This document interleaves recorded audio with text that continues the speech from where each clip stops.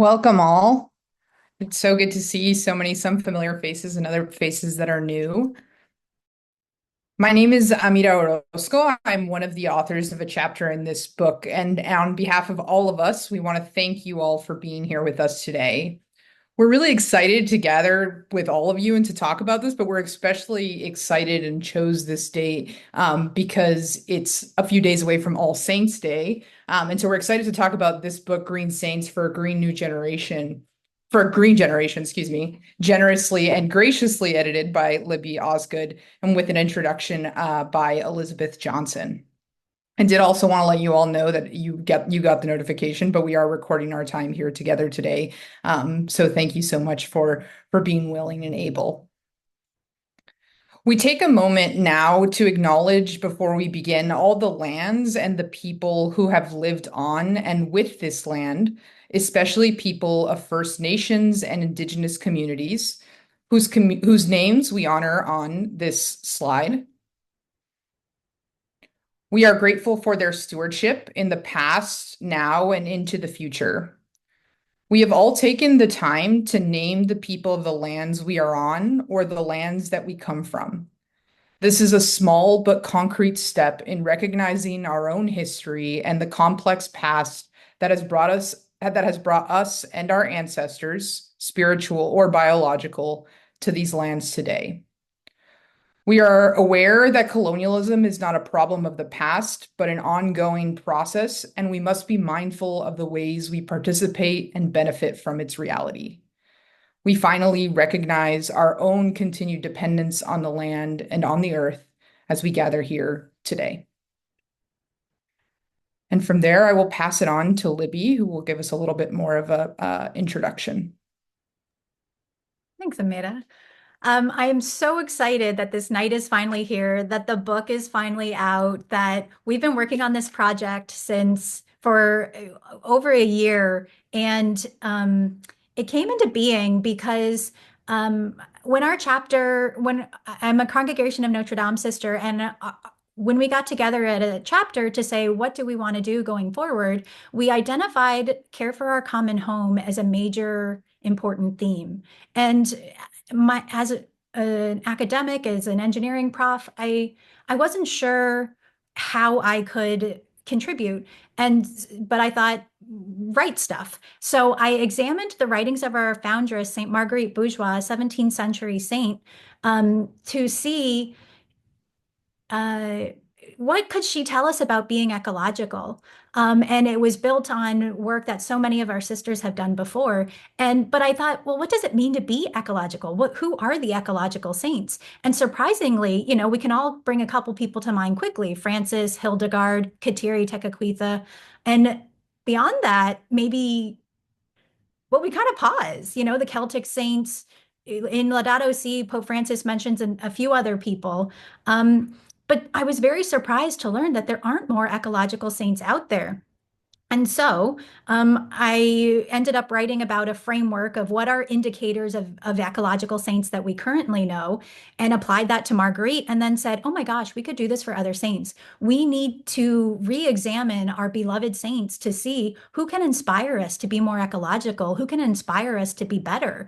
And I had the great advantage of working on a previous book, Terre de Chardin, A Book of Hours, with Sister Kathleen Degnan. And she had written a number of books previously and welcomed me into the book writing process. And it demystified it for me. It was such an exciting experience, because it was like, books are like my best friends. They're amazing. Who knew this process was not quite so complicated?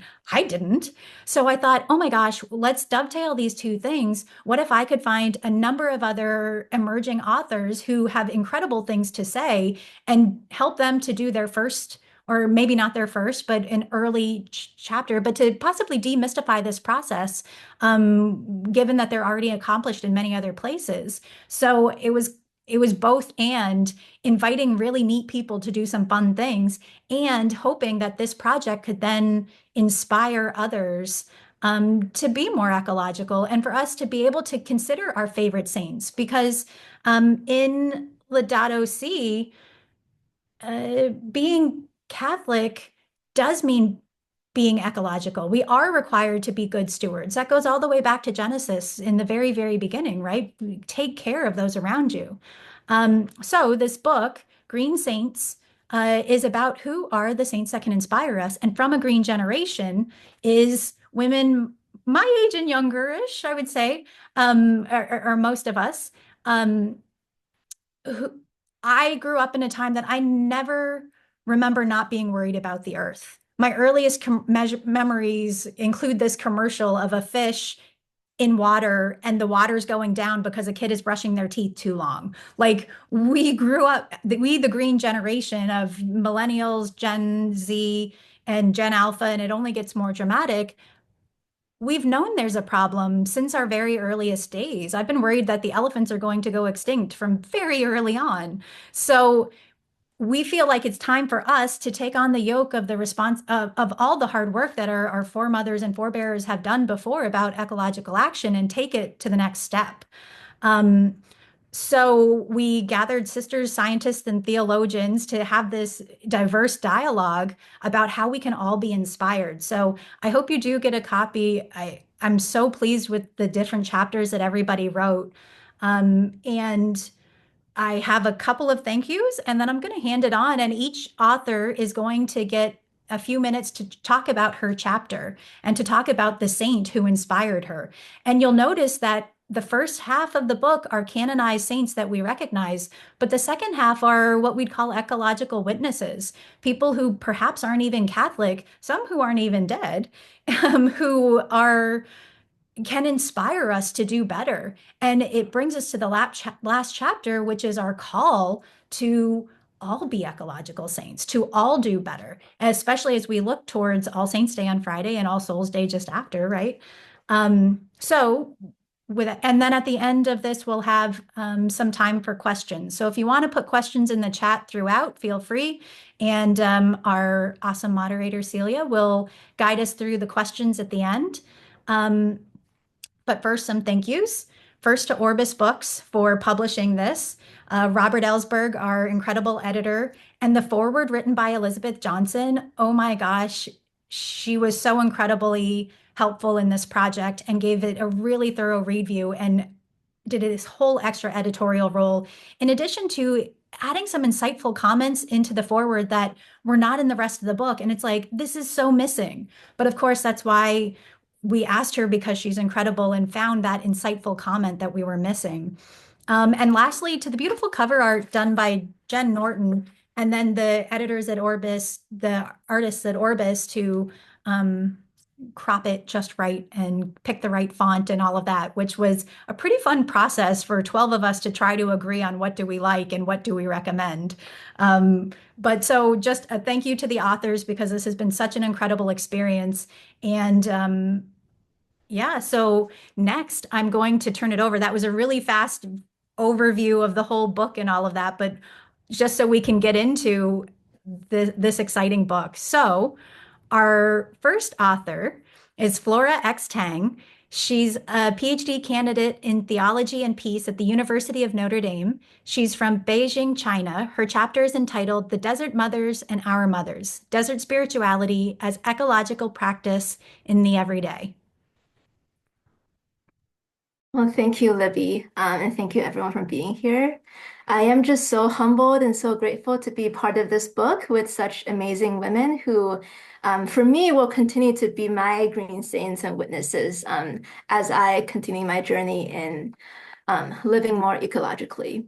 So my chapter weaves together the stories of fourth and fifth century women, early church desert mothers, as they are called, with the stories of the saints in my own life, including my own mother and the many mothers of the communities in the global south that I have belonged to. Many of the desert mothers are unnamed and unrecorded, as are the stories of women from the global south, as well as Black and brown mothers who often take on the burden of doing the spiritual and ecological work of conserving resources to feed their families in times of war and poverty. So when I received this invitation to contribute to this book from Libby, I immediately thought of how, these women and mothers in my own life, as a person who grew up in China in a developing country, how these are truly my saints, and how my own commitment, as someone who currently lives in the US, to ecological witness, is transformed more by their lives than by any type of, I would say, like trendy, slightly capitalistic, like greenwashing marketing, that surrounds us today. So as a brief recap, the Desert Mothers are 4th century women who lived largely in modern day Middle East in the literal desert. They were committed to living in solitude, to poverty and simplicity.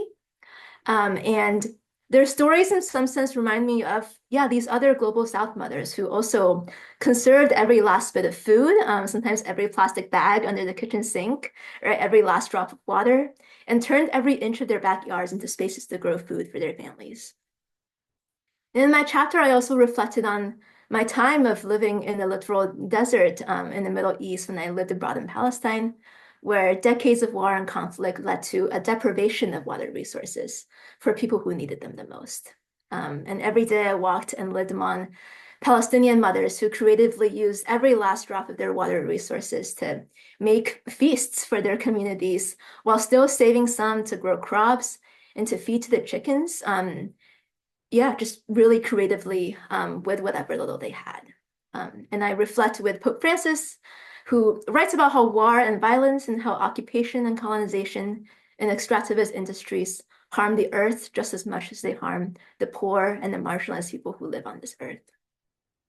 And as an aside, I wrote all of this chapter before October of last year, and my heart continues to ache for the people in Palestine and Israel who live in times of desert and famine and pain. So reflecting on both the Desert Mothers and their creative spirituality of poverty and simplicity and asceticism, and on the mothers in my own life, my chapter invites us all to hopefully embrace a genuine conversion of heart toward this radical Christian spirituality of everyday aesthetic ecological witness, of voluntary poverty, in solidarity with those who live in literal and metaphorical desert deprivation in our world. And thinking about how, we should not only try to imitate what they are doing, but also try to materially think about people who live in food deserts, people who live in places where there's no water or no other resources, and what does it mean to be in solidarity with them.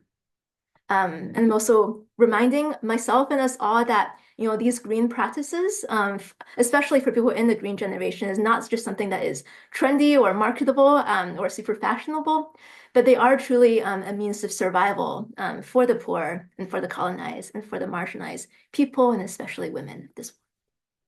So I will wrap up right there, and I'll turn over to our next author, who is Kira Kelty. Kira is a public scholar and holds a PhD in theology from Villanova University. And her chapter is entitled Weaving and Wearing Creation, What St. Clare of Assisi Can Teach Us About Our Clothes. Thank you so much, Flora. Hi, everyone. It's been such a privilege to be a part of this book project. I joyfully accepted Libby's invitation to contribute to this book because I was so eager to have the opportunity to write about how the saints and the Christian tradition can guide us in addressing contemporary environmental problems, specifically the environmental impacts of clothing. In my book chapter, I weave clothing, theology, and the environment together, centered around the life and work of St. Clare of Assisi. I was drawn to St. Clare, the 13th century noble daughter turned monastic powerhouse, in part because of her environmental reputation with St. Francis, an association, and in part because of her own history with textiles. She's known as the patron saint of embroidery, needlework, and laundry, in part because of her work with her religious sisters to adorn tabernacles, relics, and the Eucharist in the finest of linens, as was done by monastics. The purpose of my chapter was to show how, through St. Clare's life and work, the Christian tradition can guide us in responding to the environmental impacts of clothing and other 21st century problems. Today, the garment industry is extremely environmentally damaging, but you wouldn't know by all the clothes that are produced every year. The industry is highly pollutive, using toxic dyes that leach into nearby communities near factories. And of the over 60 billion clothes produced every year, too many are sent to landfill, acutely harming communities in the global south. For me, I see clothing as a reminder that we live in a throwaway culture. We treat people and planet like fashion trends, easily disposable when we tire of them, and we think little of the repercussions. Clothing production contributes to carbon emissions and strains our precious natural resources with no signs of stopping. So while I was writing, I thought something must change, but how? By focusing on an ordinary object that we all use every day, clothing. I wanted this chapter to encourage readers to reject throwaway culture as our default and use Claire's life as inspiration to pursue more eco-minded living and acting. This is why, for example, I talk about Claire's slow, thoughtful textile weaving, reminding us to slow down and to slow down the wheel of excess, unbridled production and consumption. I also draw from monastic insights as guidance for individual, social, and political living. For example, monastics hold their clothes in common, like all belongings. So I write how Claire was bound to have repaired her sister's garments. And this work, this handiwork, reminds us to not give up easily on created goods and creation in practice and policy. Claire's example shows us that we can breathe new life into everything and emulate Christ, and that nothing should be destined for the trash heap. Thank you for listening. Our next author is Jessie Beck. She is a presentation sister, teacher, and spiritual director. Jessie's chapter is entitled Saint Ignatius, Grounding and Guidance in Times of Ecological Crisis. Thank you. So, the God of surprises often calls unlikely people to do unlikely things. Whether it's me, a grade school teacher and newbie spiritual director called to write about a green saint, or Saint Ignatius of Loyola, former soldier turned founder of the Jesuits, a religious community most often known for their discernment wisdom and schools, who now, several centuries later, can be seen as an ecological saint. It just goes to show that God's creative activity is ongoing. I'm not sure how well known it is that Ignatius had several transformative experiences in nature. Yet it seems to me that these mystical moments are really what grounded and guided him. For example, did you know that Ignatius is a stargazer? He writes about the consolation and strong impulse to service he felt throughout his life when he spent long periods of time gazing at the stars. Ignatius also had a sudden and unexpected vision on the banks of a river that changed everything for him about how he understood himself and the world. He wrote, "This is so great an enlightenment that everything seemed new, as if he were a new man with a new intellect." Perhaps you can think of your own moments of wonder and awe in nature, or maybe this is an invitation to spend more time immersed in the natural world. Ignatius's insights from creation are evident in his famous writing, The Spiritual Exercises, which is basically a guidebook for retreat directors. The opening meditation offers us a foundation in God as a loving creator, humans as beloved creatures who are in relationship with all of creation, which is also beloved and deserving of reverence. The last meditation is a contemplation on love that offers us an imaginative journey to pay attention and really notice details of the created world as an expression of who God is, how God acts, and how we humans are called to loving action as a natural response to God's gift of creation. Ignatius has several other nuggets of ecological wisdom to offer us. If you're looking for a prayer practice, you might try Ignatius's daily examen with an ecological theme as a way to reflect on how the God of creation is present to you and how your choices impact creation. If you've ever felt despair about the state of our planet, Ignatius's guidelines for discernment, read through a green lens, offers simple advice that can help us out of desolation and into a more hopeful and faith-filled action. If you need inspiration from others who care about our common home, the Ignatian Network is full of them. Just this weekend, thousands of young people gathered in Washington, D.C. for the Ignatian Family Teach-In. Environmental justice was a top concern presented in workshops and in advocacy conversations with lawmakers today. True to its inception, Ignatian spirituality continues to adapt and provide practical wisdom for each generation. In this time of ecological crisis, Ignatius reminds us that God is a loving creator who needs our participation and our active response of love in the ongoing work of creation to transform ecological crisis into ecological flourishing. Thank you.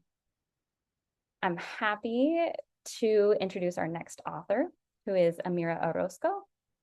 Amira is from the border of El Paso, Texas, and Ciudad Juarez, Chihuahua, and a PhD student at Notre Dame.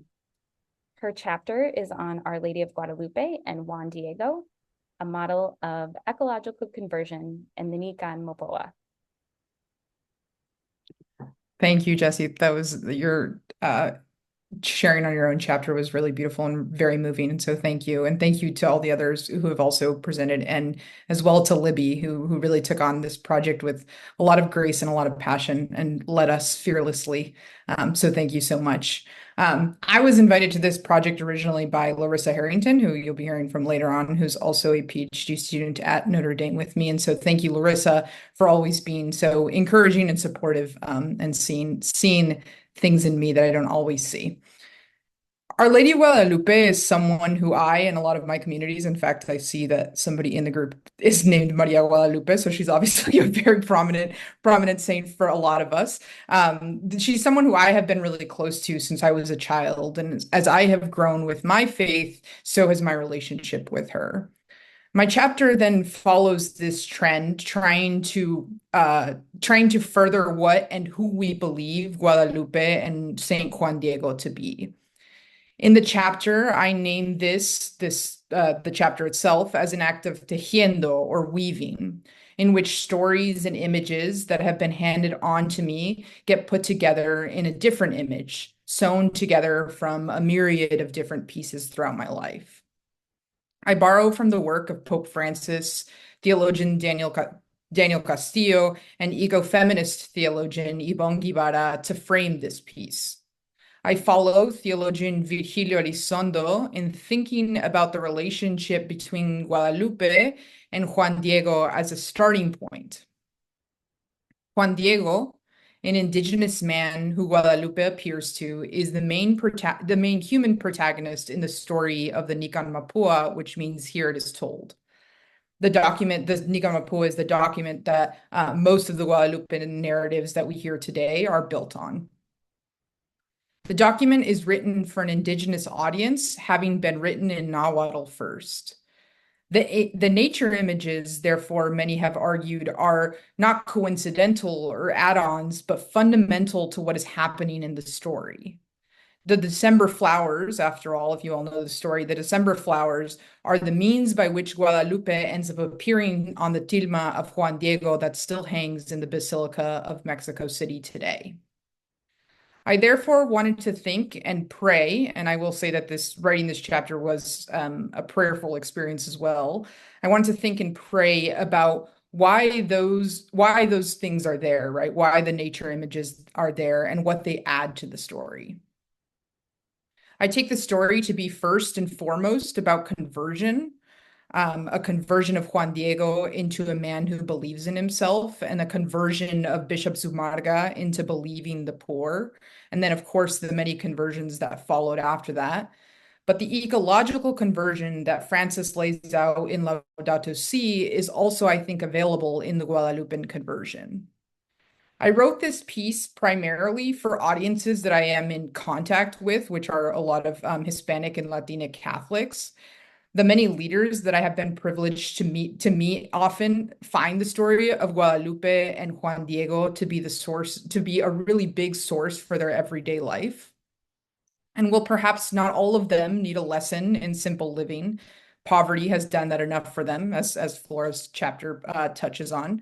I do think an articulation of the spirituality of noticing beauty in nature is a part of the story that gets left out. I hope then that this piece reminds readers, if only one or two readers, to take a walk outside and hear the birds chirping and see the flowers in whatever phase of life that they are in. And when they do, that they are reminded that we are all connected and God is truly good. Our next author is Cecilia Ashton. Celia, as she is known, is a Carmelite sister and a student in the Master of Theological Studies program at Villanova University, excuse me. Her chapter is entitled Clothed in God's Beauty, John of the Cross and the Revelatory Capacity of the Universe.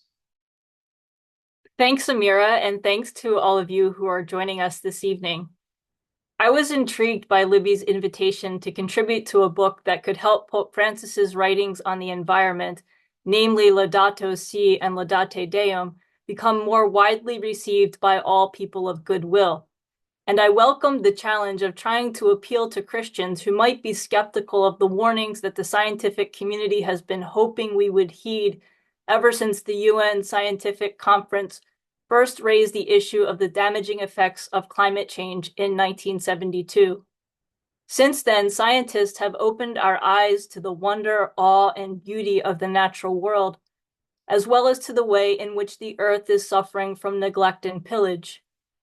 While we have ample motivation from a secular humanitarian perspective regarding why we should care for our common home, our faith and belief in God should impel us to do the same. In Laudato Si, Pope Francis highlights the efforts of previous popes to call us to a global ecological conversion. Quoting ecumenical patriarch Bartholomew, Pope Francis writes that we are called as Christians, quote, to accept the world as a sacrament of communion. He continues, it is our humble conviction that the divine and the human meet in the slightest detail in the seamless garment of God's creation, in the last speck of dust of our planet, end quote. In my chapter, I draw upon the mystical insights of 16th century Spanish Carmelite saint and doctor of the Church, John of the Cross, who saw the natural world as the privileged and sacred place of encounter with God. John immersed himself in nature and saw in creation a trace of the divine.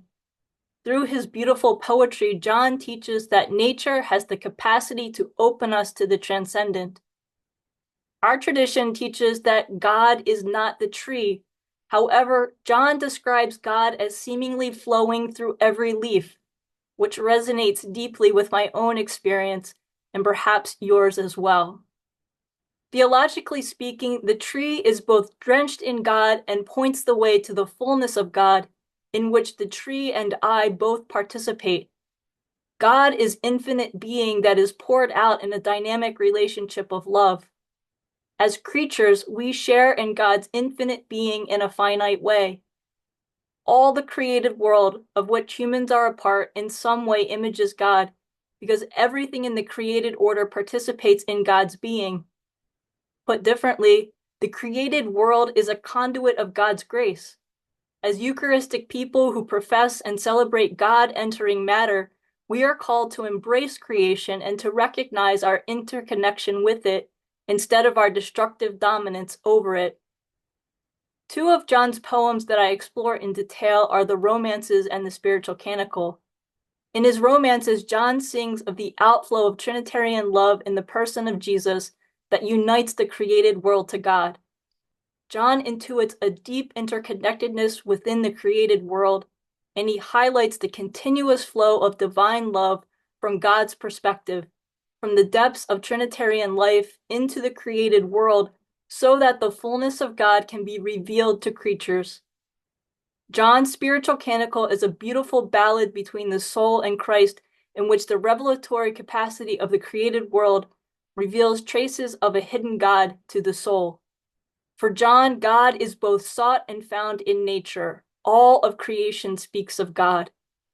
John of the Cross recognized that nature is clothed in God's beauty and is therefore revelatory of God. For John, the visible beauty of creation reveals the risen Christ who pervades the entire cosmos. Like John of the Cross, Pope Francis recognized that the world sings of an infinite love, and he asks, how can we fail to care for it? Our next author is Libby Osgood. She is a sister with the Congregation of Notre Dame, and she teaches sustainable design engineering in Prince Edward Island. Her chapter is entitled Radical Humility as an Ecological Virtue, the Witness of Saint Marguerite. Thanks, Celia. So Saint Margaret, I'll try to speak slower because all of the authors did such a good job of that before me, but it's not my nature. Saint Marguerite Bourgeois is a 17th century saint. She came to Canada in 1653, and she's known for many firsts. She was the first school teacher of Montreal. She was the first female Canadian saint, and she started the first uncloistered community for women in all of North America, from Montreal. So I find her very inspirational and wanted to consider how her radical humility, how we could see that as an ecological virtue, because humility, coming from humus, of the earth, literally connects us to the earth itself. So there are three things that really connected that I find inspirational about Marguerite's humility. And just to say that this really is framed in Laudato Si, as you'll hear from many of the authors that they were inspired by that encyclical. And in Francis's following one, Laudate Deum, about y'all weren't listening.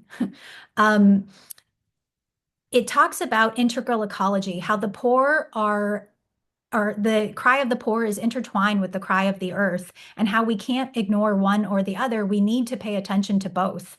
And so because of that, I thought of one of the things she says a lot, which is be always little and unpretentious as pumpkins and cabbages. And in this time of year in the fall, we can all model the humility of pumpkins and cabbages. And in 17th century Canada, there wouldn't have been a lot for those long winter nights, but pumpkins and cabbages, those were hardy. Those would have kept you going. So there's something really strong about that. And there's three things that she spoke of, her equality and openness. She encouraged us to reach out to all different types of people. And oh, there my light goes. That's great.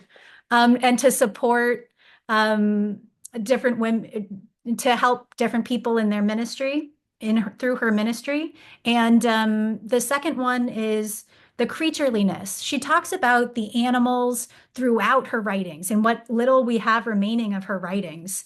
And it's really to see oneself as not the creator, but being created, being one who is created. So recognizing our creatureliness. And then the third one is her witness is to live simply but boldly. There's a story of her as it's pouring down snow right now here in PEI. Now that the light's out, I can see it. She lived, there's a story of her walking from Montreal to Quebec City in the dead of winter, and it was so cold, and she was on her knees, and she just kept going. And yet her mission for the poor was so great, and her desire to help educate was so great that she really persisted. So my hope is that people will begin to see humility as an ecological virtue in and of itself, and that Marguerite can really guide us in how to do that. So, here from the dark, I will call out the next author, Larissa D. Harrington, a fifth-year doctoral candidate in systematic theology and liturgical studies at the University of Notre Dame. Her chapter is entitled, I Am Black and Beautiful, Toni Morrison's Ecological Imagination as a Return to Black Embodiment. Thank you so much, Libby. Like everyone else, I just want to echo gratitude for everyone here tonight joining us for the launch, and to Libby for the invitation. So Libby actually found me through interacting with work I had done with the National Black Catholic Congress on a webinar series called Black Catholics in the Millennial Gap. And one of the episodes of that podcast was actually on environmental justice in the Black community. So I was honored to be the one chosen out of everybody on that podcast to be invited, but that's actually how Libby and I met. So thank you, Libby. In this chapter, I explore the ways Nobel and Pulitzer Prize winning African American author Toni Morrison's literary prowess was influenced by both her ecological imagination as well as her sacramental imagination, where she utilizes ecological images to explore themes of Black embodiment.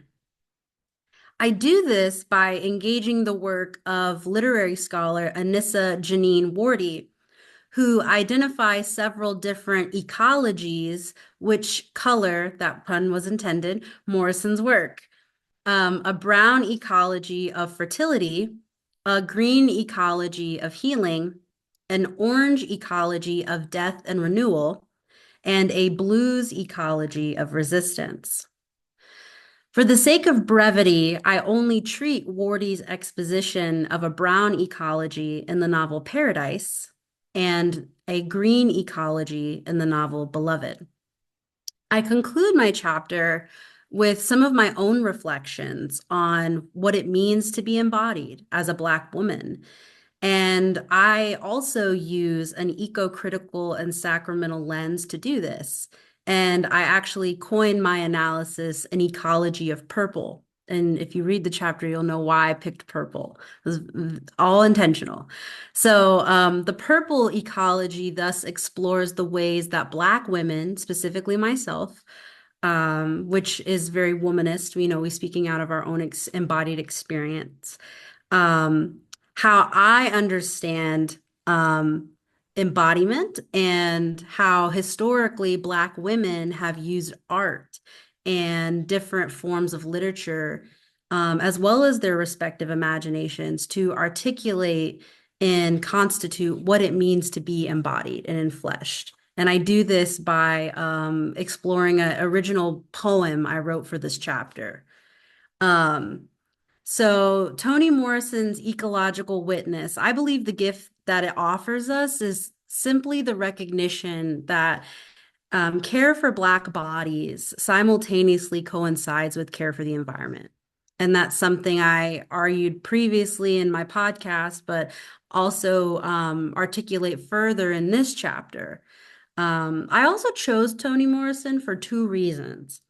The first is that the Catholic Church currently doesn't have any canonized African American saints, although we do currently have 6 candidates up for sainthood. So you should definitely look those up, learn about them, pray for their cause, and pray that we will finally have an African American saint in the Catholic Church. But the second reason is that a lot of people don't know this, but Toni Morrison, perhaps behind Billie Holiday, who was also a baptized Roman Catholic, is the most well-known Black Roman Catholic in and among the Black community. Her legacy truly transcends the walls of the Catholic Church, and choosing her was a very intentional choice. My choice reflecting the ecumenical spirit of our larger cultural community, where many folks, religious or not, find hope in her Black Catholic witness and spirituality. So on that note, our next author is Caitlin Lightfoot. She has a bachelor's degree in music and is currently finishing up a master's of arts in systematic theology at Acadia University. She also ministers in a variety of capacities related to music, liturgy, and children. And her chapter is entitled Thomas Merton, Original Unity and Indigenous Eco-Theology. Thank you, Larissa. Hello, everyone. It is such a privilege to be with you all this evening. Thank you for your presence here. I'm grateful for the opportunity to talk about my chapter for this book. And I also just want to thank Libby for the invitation and for the grace and passion and patience that she really brought to this project. It's really been quite a privilege. I remember I got an email from Libby asking to talk over Zoom back in the summer of 2023. In our Zoom call, she invited me to be a part of this project, and I knew I had to say yes because creation care is something I'm very passionate about and consider an integral part of my own Catholic spirituality. Within the Church's sacramental worldview, creation's transcendental beauty and goodness is a reflection of the beauty and goodness of God. I've also always been a big fan of St. Francis of Assisi, our patron saint of ecology. And in 2015, the Holy Father, Pope Francis, wrote his encyclical Laudato Si. He was actually reflecting upon St. Francis when he began that encyclical. He wrote, quote, St. Francis of Assisi reminds us that our common home is like a sister with whom we share our life and a beautiful mother who opens her arms to embrace us. This sister now cries out to us because of the harm we have inflicted on her by our irresponsible use and abuse of the goods with which God has endowed her. We have come to see ourselves as her lords and masters, entitled to plunder her at will. So I do believe that the solution to the current ecological crisis we face today is a rediscovering of creation as our sister, as St. Francis put it there. But I go a step further, and I actually approach this through the lens of Thomas Merton. Thomas Merton is one of my favorite spiritual writers and the subject of my master's thesis. He was a 20th century French-American Trappist monk. He wrote extensively in the areas of spirituality, world religions, theology, and justice issues. He approaches the solution to the ecological issue, as well as a number of others, with a rediscovery of what he calls our original unity. This concept is a rediscovery and restoration of the communion that humanity, God, and creation shared with one another in the garden prior to the fall, but was thankfully restored in Jesus Christ. And particularly with the way we see and treat creation, Merton sees this original unity lived out especially among many Indigenous communities, which he treats in his collection of essays on Indigenous peoples, Ishi Means Man. In my chapter, I propose that the Catholic Church conceive Merton's concept of original unity lived out in Indigenous communities, which can inspire us to ecological action and a better, indeed more Catholic and more sacramental view of creation as our sister. I reflect on this using the Indigenous communities that Merton writes about in Ishi Means Man, but also briefly using my local Indigenous tribes, so the Mi'kmaq people. Really, the solution to the ecological crisis we find ourselves in today is not carbon taxes, turning off lights, using less water, or even any of the other band-aid solutions we often hear proposed. The solution, rather, is a fundamental change and shift in the way we approach and think of creation. For Thomas Merton, this is a rediscovery and restoration of our original unity, once lost through sin, but thankfully restored in Jesus Christ. A concept we can see lived out today in many Indigenous communities who can inspire us to ecological action. So our next author is Sister Regine Setaki. She is a Sister of Charity of Leavenworth and the Executive Director of a Nun's Life Ministry. Her chapter is entitled Live Simply So Others May Simply Live, Sister Paula Gonzalez. Thank you. You know, when I first learned of this book project, I knew I had to write about Sister Paula Gonzalez. She was a Sister of Charity of Cincinnati who passed away in 2016. She was involved in many environmental organizations, including the Sisters of Earth, which I've been part of on and off over the years. And so the first time I heard about her, though, was early on in my religious life when I was teaching a fifth grade religion class. There was a blurb in the textbook about her passive solar house that was built out of a repurposed chicken coop. So my initial thought was, wow, I have got to meet this woman. So fast forward a couple years, and I did. She was a ball of energy, always moving, but would stop and actively listen to what you had to say. And she supported me in my gardening endeavors with youth, and I found her very inspiring. So Sister Paula was a gifted teacher, as were both her parents before her in New Mexico. Paula was a woman called and on a mission, just like her religious namesake, St. Paul. Her call and missioning, in her own words, are: the 1969 photo of Earth from space completely changed my life. It just grabbed me by the hair of my head, and I became a global citizen on the spot. For Paula, this image of our Earth as a beautiful yet fragile blue and green marble in black space was the impetus for focusing her educational ministry on care of Earth from that point forward.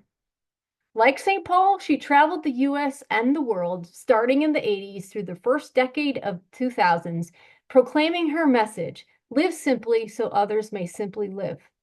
However, she very consciously practiced what she preached by calculating her simple lifestyle as her carbon offsets for her travel. She was a highly educated woman with a PhD in cellular physiology, which is cellular biology today. Her depth of scientific knowledge strengthened and deepened her faith, and she understood the interconnectedness of all of creation and the needs for humans to remember we are part of creation, not separate. And so I quote her again.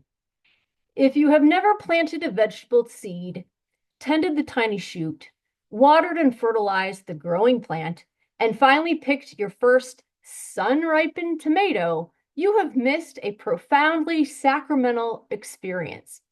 Even if you buy a young plant from a garden center, you can enjoy being an active part of the incredible miracle of photosynthesis. You can learn to eat mindfully, personally celebrating the wonders of nature. Once you have tasted that sun-ripened tomato off the vine or enjoyed the real flavor of a tender green bean, you will be hooked. Also, you may discover what I've learned through my annual activity. My garden is my spiritual director and my favorite sacred place. As an avid gardener of myself, as you can see with my show and tell, I certainly identify with the garden being her favorite sacred space. So Paula wanted to create a more sustainable way of life, and for her, that manifested itself in how we construct our buildings. The housing crisis in the 80s in Cincinnati helped motivate her to create an affordable housing model using recycled and renewable materials, starting with her own dwelling in the chicken coop, La Casa del Sol, and second, an educational facility called Earth Connection, which uses active solar and geothermal energy. She called herself a futurist instead of an environmentalist because of her emphasis on imagination and inspiring young people to change the world. And her legacy still stands. So if you're in Cincinnati, stop by and visit Earth Connection or see the recently rebuilt Casa del Sol. And I hope that by sharing her story with others, she will inspire you to live simply so others may simply live just as she has inspired me. So the next chapter is written by Elizabeth Iwunwa, but she wasn't able to attend this book launch. But her chapter is called Forest of Flowers, The Life, Legacy, and Witness of Ken Saro-Wiwa. And so we're going to now hear from Rhonda Miska. Oh, thank you for spotlighting. She serves in a parish in the Archdiocese of St. Paul, Minneapolis, and is currently pursuing a Doctor of Ministry and Preaching from the Aquinas Institute. Her chapter is entitled Sister Laura Vicuña Pereira Manso and the Martyrs of the Amazon. Thank you, Rachel, and thank you everyone for being here. It's just wonderful to hear about everybody's saints and think about all these different holy women and men who have gone before us. So when Libby reached out to me almost 2 years ago, I knew I wanted to say yes because I love saints. I love the communion of saints, the idea that we're part of this big faith family that stretches across space and time. And we don't often think about saints through an ecological lens. So that really captured my imagination. Plus, just from conversations with Libby, I knew that anything that she was up to was going to be, fun and interesting and creative. So I was probably going to say yes, whatever she asked. So my saint, lowercase s saint, is not canonized. In fact, she is still alive. Sister Laura Vicuña Pereira Manso is a Franciscan catechist sister, and she serves in the Diocese of Porto Velho in Brazil. She is also the vice president of the Ecclesial Conference of the Amazon. And I first encountered Sister Laura almost 2 years ago on a Zoom evening prayer that was attended by people from across the hemisphere, a lot of women in ministry. And it was offered in English, Spanish, and Portuguese, and led by Sister Laura and several of her colleagues, her friends, both lay women and religious women. And that evening prayer service started with a litany of the martyrs of the Amazon. And for me, when I hear the word martyr, I think, Roman Empire, early days of the church, pre-Constantine. So to see these images on the screen of, people who are wearing blue jeans, these are things happening in my lifetime as the word martyr, really struck me. And then after the litany, shortly after that, Sister Laura sang a setting of the Magnificat, Mary's Song of Praise, which is familiar to many of us. He lifts up the lowly, sends the rich away empty, casts down the mighty from their thrones.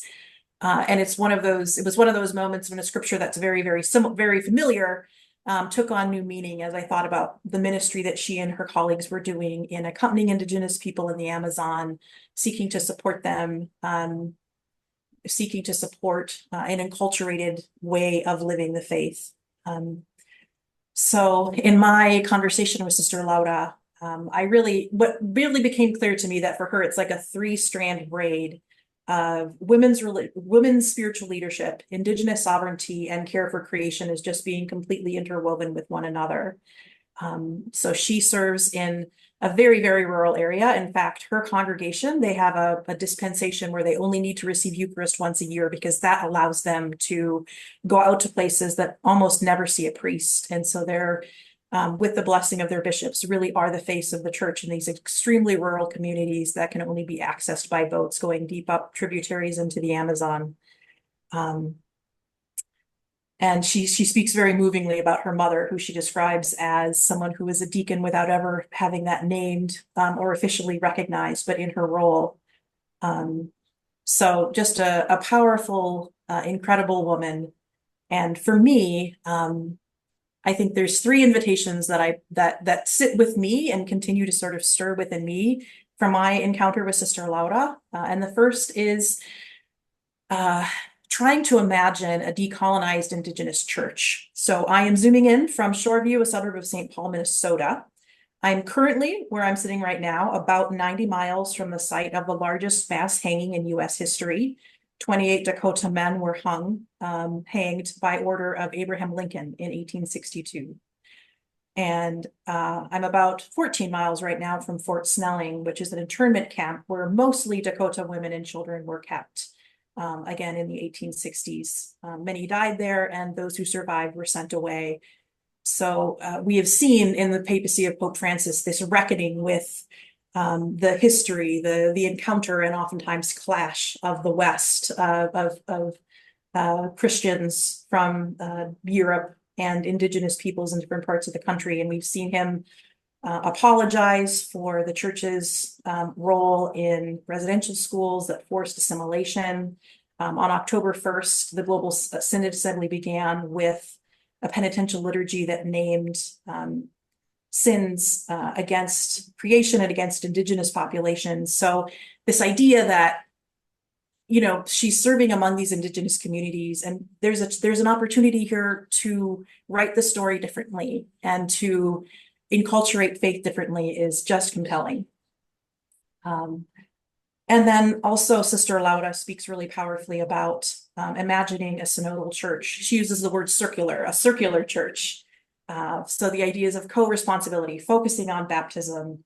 And so I invite us to consider, what does that look like in my context, in your context, in these different contexts around the world? And finally, and this really echoes what Caitlin shared, thinking about care for creation, not in sort of a superficial way, but really that interconnection between the cry of the earth and the cry of the poor, and just how interwoven we are as parts of creation and moving away from this dualism that so often touches us. So those are my invitations for you, invitations that continue to stir within me. I'll share more before we close, but for now, I'll pass it along to the next author, Ronnie Noonan Birch. She's a Catholic who seeks God's presence in the natural world through outdoor recreation, like scuba diving and skiing, and also in her career as a marine scientist. And Ronnie's chapter is entitled Biodiversity as the Call to Become a Green Saint Today. Thanks so much, Rhonda. It's been a pleasure listening to everyone's overview of their chapters, because this is the first time that myself, and I think all of us, have actually gotten a chance to really hear it, as we haven't gotten the book beforehand. And it's very validating to hear the overlap and to see how we are all ending up in the same wavelength, more or less. my background is very different than the rest of the authors, and I had a little bit of imposter syndrome when Livy asked me to join in on this book. I am not a theologian or a humanities writer. I'm a marine scientist, and Libby was one of the first examples of a Catholic scientist for me. And I really enjoyed her example of merging her career, her scientific career, with her faith. And I wanted more opportunities to do that, which is why I said yes to this book. Becoming a Green Saint of today also feels like a very personal calling for me, as this is something that I'm inundated in the ecological space every day as part of my career. So yeah, it's a very personal calling, and I'm very happy to have contributed. So as the chapter of the title of my chapter suggests, I did not choose a specific saint to write about, but instead I wrote about how God calls us to follow into the footsteps of the saints highlighted in this book to become a green saint of today. Part of being a green saint is having a deep understanding of our place in creation. We heard already examples of that. And I bring forth a way of which we can understand our point in creation is to evaluate the incredible biodiversity here on Earth. So if you haven't heard the term biodiversity before, it simply means a variety and diversity of life on our planet, from fungi, bacteria, animals, and plants. And in my chapter, I describe it how we rely physically on this biodiversity through the food we eat and the air we breathe, but also how our spiritual well-being relies on a healthy planet. I speak to how we should be extending the command of love your neighbor as yourself to other species. And I do draw on examples on how we are currently failing to do that. But I do make sure to keep it positive by suggesting ways that we can take responsibility and acknowledge our God-given human power to alter the earth, so that we can inspire others to recognize that taking care of the planet is an extension of our Catholic and Christian responsibilities. I do believe we have a lot of ability as an individual to create great impact, but also our collective individual impacts have a systematic ability, I think, to really alter our current path that we're on. I believe that we have a lot of hope to look towards. A focal point of my chapter is one metaphor that I do make is how biodiversity of creation and the diversity of creation is akin to the mystical body of the church, in which every member contributes to the good of all and shares in the welfare of all. I'm hoping that by the time you've gotten to my chapter and that you've completed the book, that you are inspired to do two things. One, that you're inspired to enter grateful contemplation into God's world.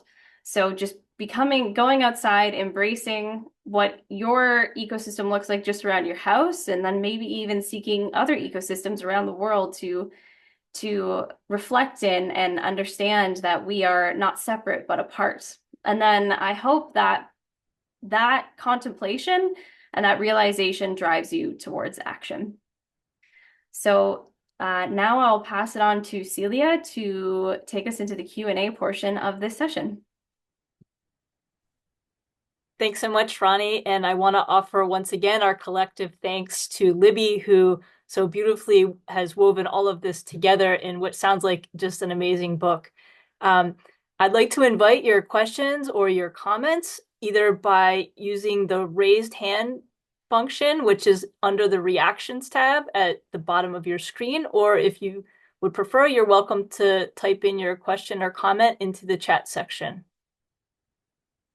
Thanks, Kathleen, for your comment. I know I'm excited to read the book as well, and already feel inspired by many people that I'm just meeting for the first time tonight. Carmen is asking, what was the most challenging part in writing each of our chapters? I think we're all kind of hesitant to jump in. I can say the writing the intro was really exciting. That's not something I'll admit I think I normally just skip the intro to jump right into the book of whatever it is. So for me, the intro was actually far more difficult than the chapter itself, to really get into what goes, what does an intro even mean, which is kind of neat. But then in the chapter on Marguerite was thinking about um, wanting to represent her without misrepresenting her. Like the challenge we face by putting this ecological lens on people who lived before us was not trying to misrepresent them. That was for me. I don't know if anyone else would like to jump in. I can jump in. Um, I know for me, oh, sorry, my dog, I just jumped off. Sorry. I know for me, one of the biggest challenges that I was facing internally as well as externally was there's not a lot of literature that I was aware of at the time on Black engagement with environmentalism, specifically positive engagement. Typically, the literature is more critical, obviously, environmental racism and things like that. But one of the things that I struggled with internally is that there are a lot of enduring stereotypes about African Americans as it concerns the environment. And one of those is that we don't enjoy the outdoors. We don't swim, we don't go to national parks, we don't hike, we don't garden, we don't do things like that.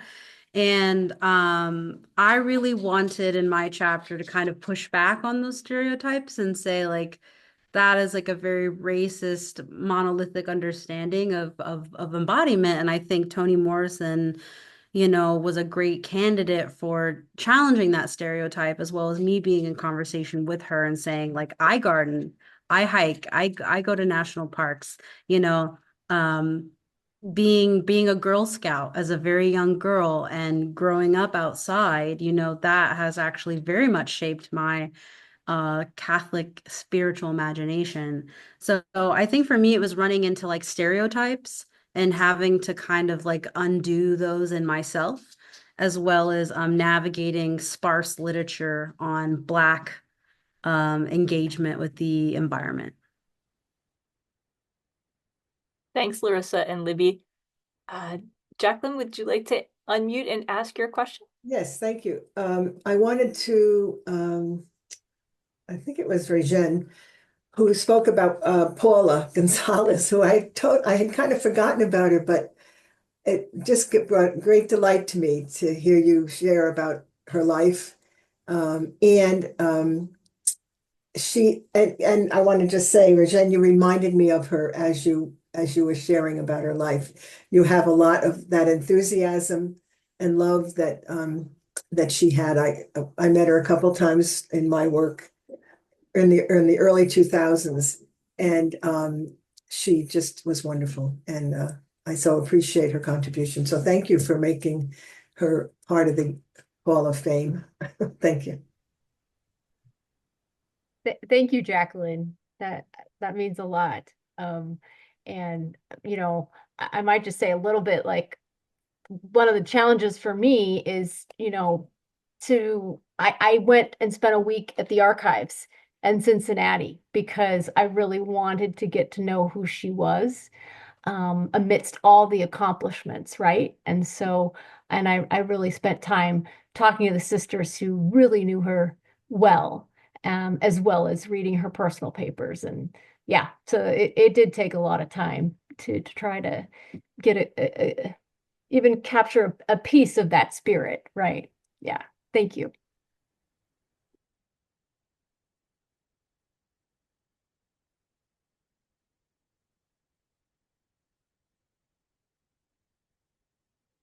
We have just a couple of minutes left. If anybody else would like to ask a question or offer a comment, and I'd like to just give a shout out to Maureen and Ed, who have both ordered the book, and it sounds like Maureen is planning on gifting it to people this Christmas. So thank you for helping us to spread the word.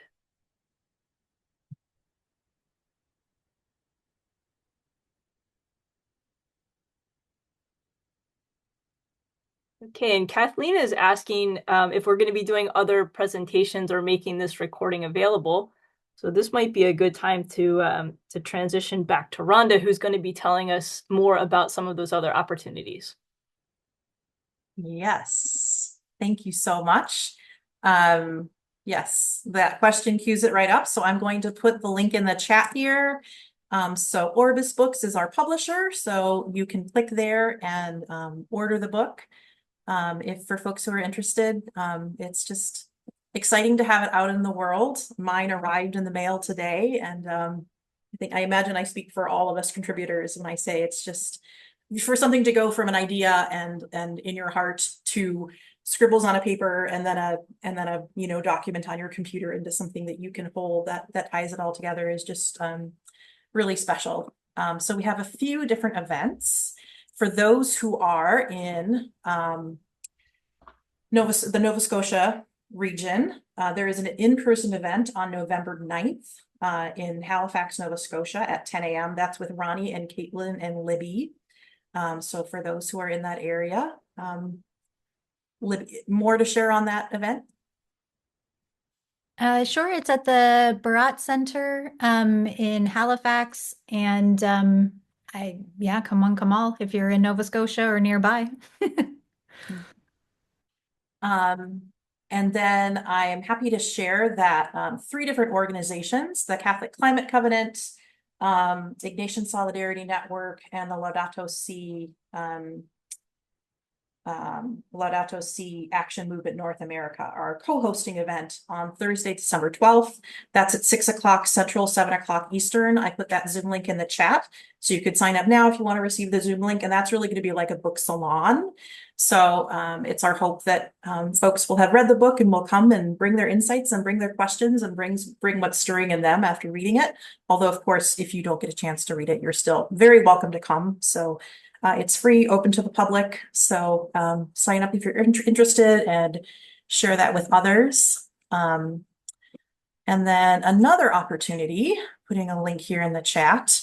So I shared about my saint, Sister Laura Vicuña Pereira Manso, and she is going to be speaking on a Zoom on Tuesday, November 19th at 11 Central, noon Eastern. And the name of that event is Voices from the Amazon, Our Catholic Response to the Cries of the Earth and Its People.